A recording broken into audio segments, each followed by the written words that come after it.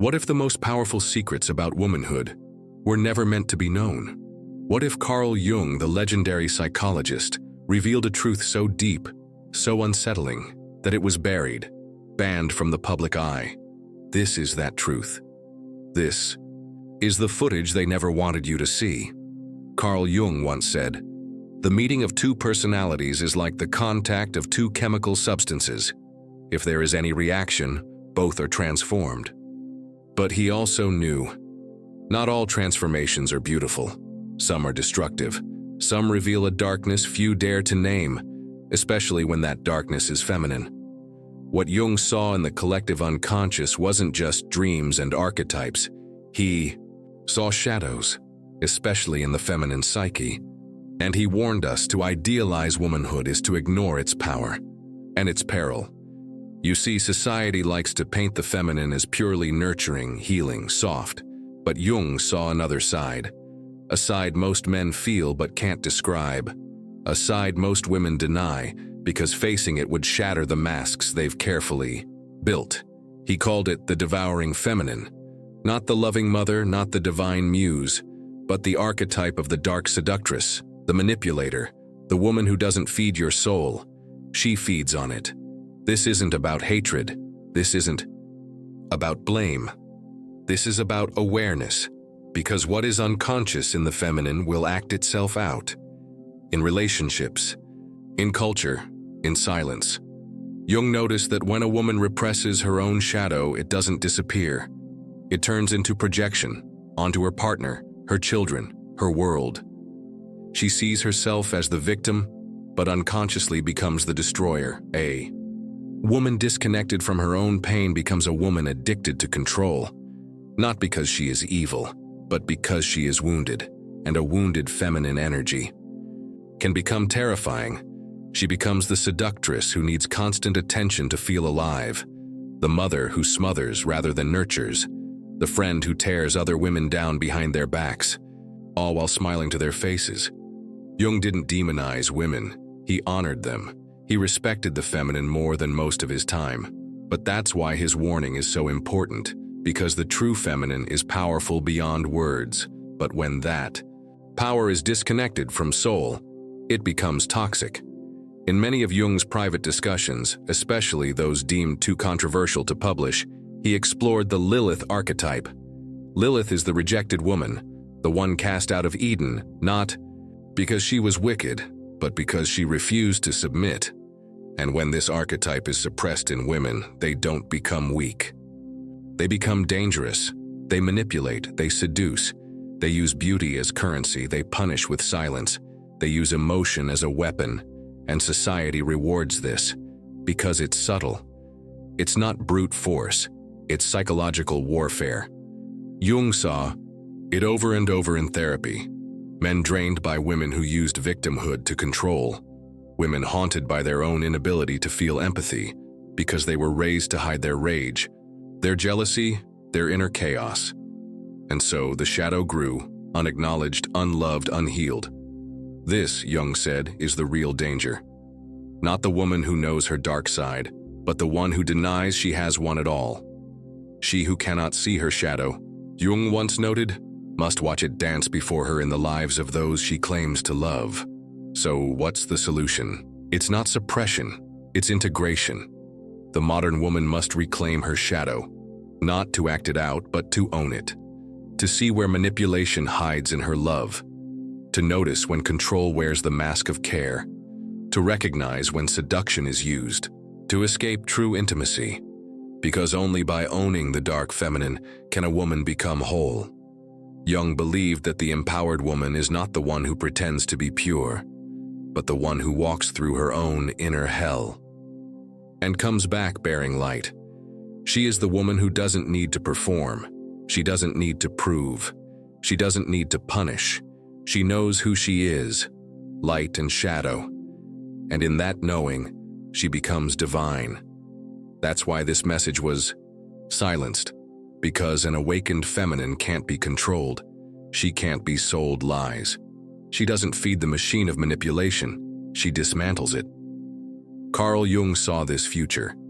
He saw the rise of the shadow feminine as both a danger and an opportunity. Because wherever there is deep shadow, there is even deeper potential for transformation, but only if the woman is willing to look within, to stop blaming the world, to stop hiding behind aesthetics, to stop fearing her own fire. Jung once wrote in a private letter, "If a woman does not make peace with her inner chaos, she will spend her life trying to tame others." And isn't that what we see today? Women shaming men for not being emotionally available, yet avoiding their own buried wounds.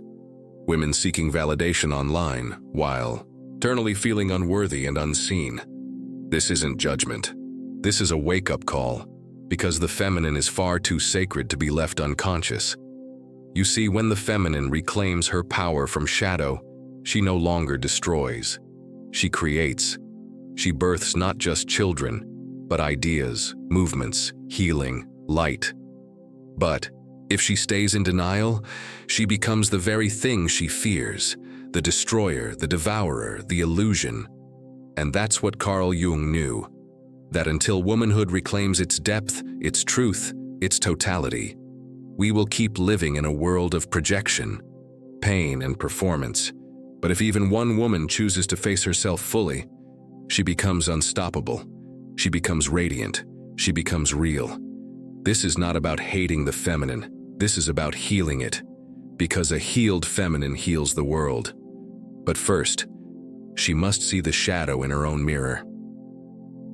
Carl Jung often reminded us that the shadow isn't inherently evil. It's merely what is repressed, ignored, or feared.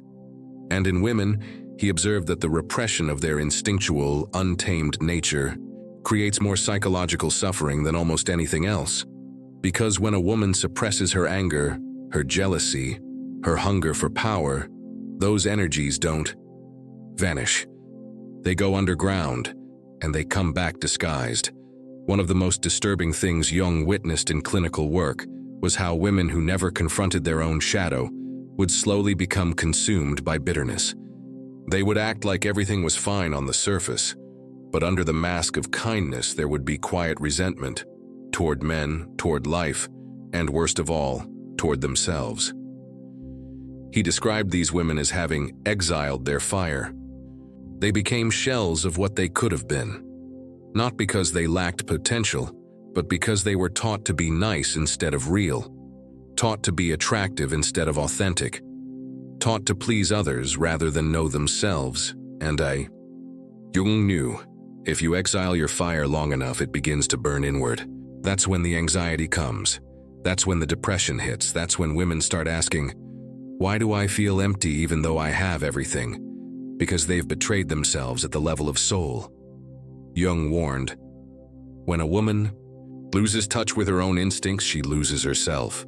So what are these instincts?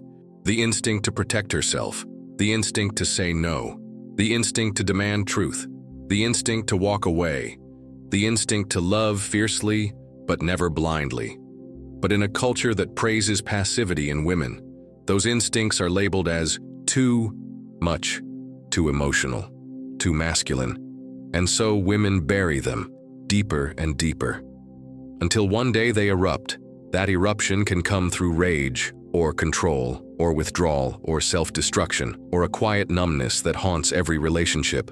Jung's concept of the anima wasn't just about femininity in men. It also had a mirror, what he sometimes hinted at in private, the wounded anima in women.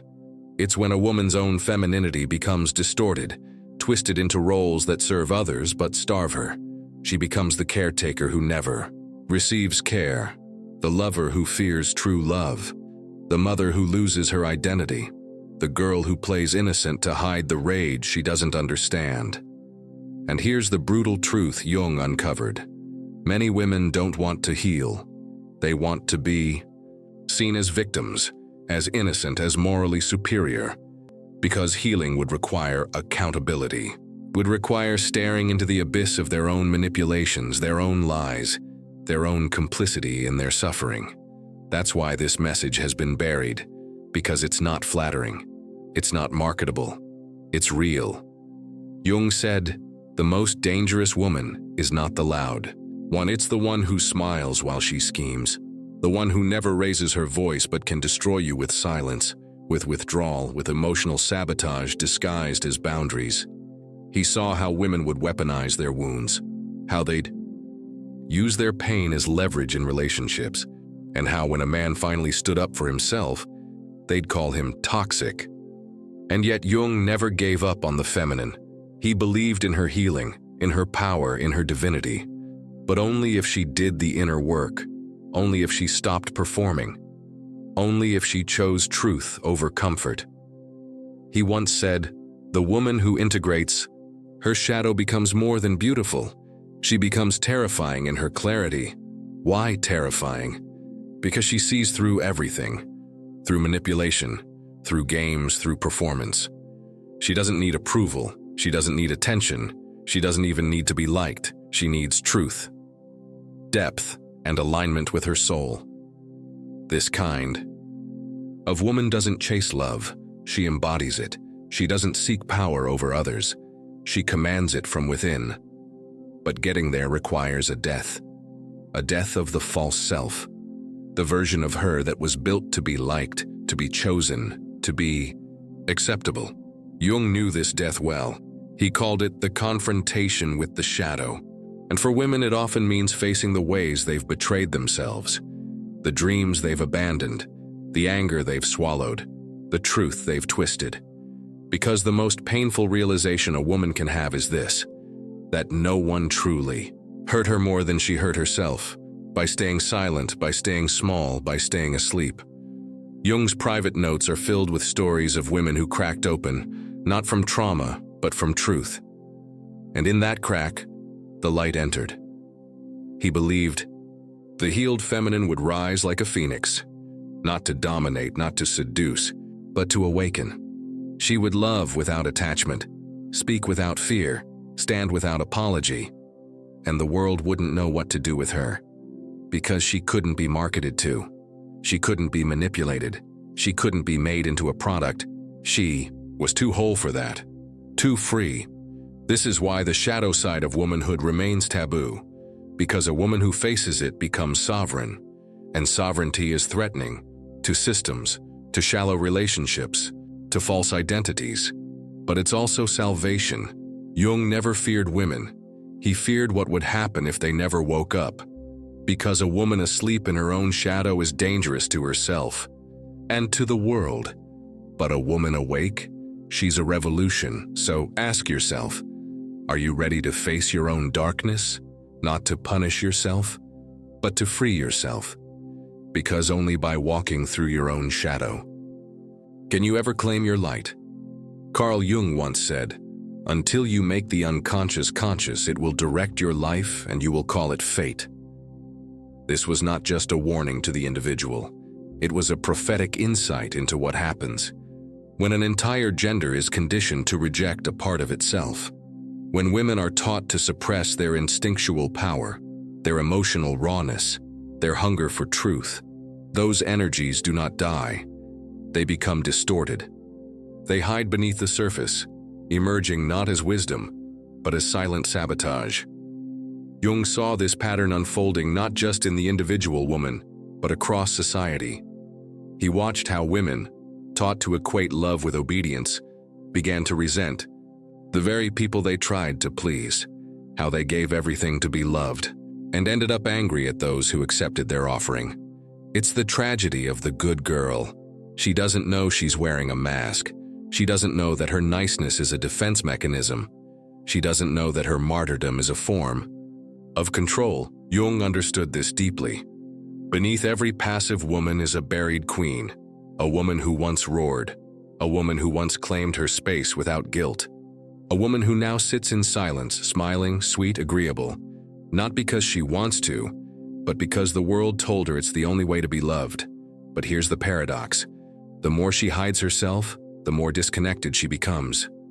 From her body, from her purpose, from her own soul. Jung knew the feminine wasn't fragile. It was ferocious, but it had been caged, polished, reduced to aesthetics and mannerisms, not depth and truth.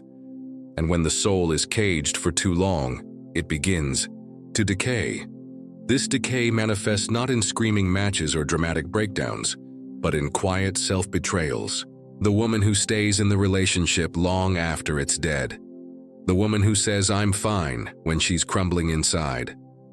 The woman who laughs at jokes that offend her, just to avoid being labeled too sensitive. These are not small betrayals.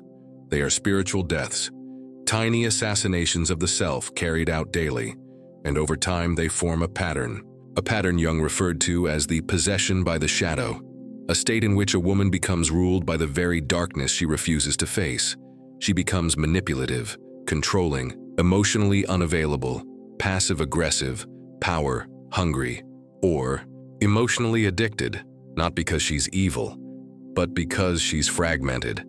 Her soul is screaming for integration, and this is where Jung's work becomes revolutionary. Because he didn't believe women needed to be fixed. He believed they needed to be reclaimed. The parts of themselves they were told were too wild, too angry, too selfish. Those were not flaws. They were keys to wholeness, to freedom, to becoming. But wholeness requires rupture. It demands that the false self be shattered. The mask must fall. The performance must end. That's why transformation feels like death, because in a way it is. The death of the girl who played small. The death of the woman who was never allowed to take up space. The death of the version of herself that only knew how to survive by pleasing. And in that death, something ancient awakens. Jung called it the Great Mother archetype. But not the soft, nurturing version we see in storybooks. No, this was the raw, primal force of feminine truth. The protector, the destroyer of illusions, the one who births new life by first tearing down the lies. This archetype lives in every woman, but most have never met her. Why? Because she doesn't show up until you stop pretending, until you scream, until you walk away from what's killing you, until you look in the mirror and say, "I refuse to abandon myself ever again." Jung believed that every woman has a moment of awakening, and it usually doesn't come through joy. It comes through rupture, the divorce, the breakdown, the betrayal, the illness, the heartbreak, that moment when she realizes no one is coming to save her, not her partner, not her family, not society, not even her therapist. She must go in, she must face herself, she must reclaim what she gave away to be accepted. It is in this moment that the true feminine begins to emerge. Not as a role, but as a force. She stops needing permission. She stops apologizing for her power. She stops waiting for someone to love her enough to make her feel worthy. Because now she knows. Her worth was never outside of her. It was in her. Fire. The same fire she spent years trying to extinguish for the comfort of others. This is why Jung's teachings were considered dangerous. Because they didn't just heal, they liberated, and liberation terrifies systems built on obedience. Jung didn't just want women to be free, he wanted them to be whole, to integrate their light and their shadow, to be both soft and fierce, loving and boundaried, compassionate and sovereign. But that wholeness doesn't come from books, it doesn't come from mantras, it comes from the raw, messy, uncomfortable journey of returning to yourself. He used to say, "A woman who has faced her shadow becomes impossible to control. Not because she's rebellious, but because she's free. Free from roles, free from fear, free from the need to be liked. And in that freedom, something miraculous happens. She begins to attract differently. People who once fed on her insecurity disappear. Relationships that demanded her silence collapse. The world around her shifts not because it changes, but because she does. She no longer begs for love. She becomes it. She no longer waits for validation. She embodies it. She no longer asks, "Who do they want me to be?" She asks, "Who am I willing to be, even if no one claps?" And that is the return to power. Not the power that dominates, but the power that radiates, that walks into a room and doesn't shrink, that speaks truth and doesn't flinch, that holds boundaries without guilt. This is the woman Jung believed would change the world, not by fighting, but by being, fully, unapologetically, wholly. The dark side of womanhood was never meant to be feared. It was meant to be integrated, to be understood, to be honored. Because in that darkness is depth, and in that depth is power, and in that power is the return to the true self. Carl Jung knew something. Few dared to speak. The woman who reclaims her shadow becomes a threat, not to others, but to every lie the world told her about who she was supposed to be. He called it the individuation process, a psychological and spiritual journey to become whole. For women, this path is filled with landmines, not because they are weaker, but because society has placed more cages around their truth, cages disguised as love, approval, beauty, success. Jung once said, "The privilege of a lifetime is to become who you truly are." But for women, this privilege often comes with pain, because to become who you truly are, you must first face who you pretended to be. You must ask hard questions. Who did I become to be accepted? What parts of me were punished, shamed, or silenced? Where did I abandon myself just to be chosen? These aren't questions of psychology. They're questions of liberation. They're the doorway to your sovereignty. But here's the truth Jung knew. Most people will never ask them, because it's easier to stay asleep, to stay safe, to keep playing the role, especially when the world rewards you for it. But a time comes when the mask becomes suffocating, when the fake smile begins to ache, when the soul starts to scream, beneath the surface, there has to be more than this. That moment is sacred, terrifying but sacred. It is the beginning of the real you. Jung saw this pattern unfold again and again. The woman who wakes up to her pain, then uses it as fuel, not to destroy others but to resurrect herself. She begins to say no. She begins to ask for what she needs. She begins to walk away from what no longer serves her, not with rage, but with clarity. And that clarity scares people, especially those who benefited from her silence. This is why the awakening woman is often called too much, selfish, or difficult, because she no longer plays small for anyone's comfort. But Jung saw through the smear.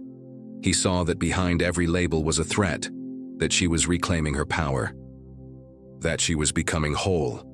This is why his teachings were hidden, censored, misunderstood, not because they were wrong, but because they were dangerous to systems of control. Jung never said wholeness would be easy. In fact, he warned that it would feel like a descent into hell. But he also said, no tree can grow to heaven unless its roots reach down to hell. That is the path of the awakened woman. She must descend. She must meet her rage, her grief, her shame, not to drown in them, but to retrieve the gold buried beneath. Jung believed that everything repressed becomes distorted. If you suppress your anger, it becomes resentment. If you suppress your desire, it becomes manipulation. If you suppress your intuition, it becomes anxiety. The only way out is through, to feel it, to own it, to integrate it. And when she does, something changes. She no longer performs for love. She radiates it. She no longer begs for approval. She embodies truth. She no longer fears her power. She becomes it. And the world around her, it either rises to meet her or it fades away. Not because she's cruel, but because she's clear. This clarity is the true feminine revolution. Not external noise, but internal sovereignty. She doesn't need to burn the world down. She just refuses to abandon herself anymore. And this, Jung said, is the most dangerous kind of woman. The one who no longer betrays herself for anyone. She knows that her softness is sacred. Her fire is sacred. Her silence is sacred. Her voice is sacred. She has nothing to prove, nothing to chase, nothing to hide, because now she sees. Now she remembers. Now she returns to the root, to the fire, to the truth. This woman is no longer asking, am I enough? She's asking, what took me so long to see who I've always been? And when others say, you've changed, she smiles, because she knows the truth. She didn't change. She returned to the wild, to the wise, to the woman she buried. beneath layers of performance. Carl Jung believed that if a woman can face her darkness, she will become unstoppable. Not because she's perfect, but because she's real. And in a world full of masks, the real ones become lighthouses. They don't chase, they attract, they don't perform, they embody, they don't compete. They create. This is the divine feminine in her fullness. Not just nurturing, but knowing. Not just soft, but sovereign. Not just light, but whole. Jung's final warning was simple. The most terrifying thing is to accept oneself completely, but it's also the most liberating, because when you accept yourself, your light, your shadow, your softness, your rage, you are no longer a prisoner. You become a force, a woman who cannot be used, cannot be silenced, cannot be broken. Not because she's untouched by pain, but because she's met it, danced with it, and emerged stronger. This is not just psychology. This is a return to the sacred. This is the resurrection of the feminine soul, and the world is not ready for her. But she's coming anyway, because her time has come, and no one, not even the past, can stop her now.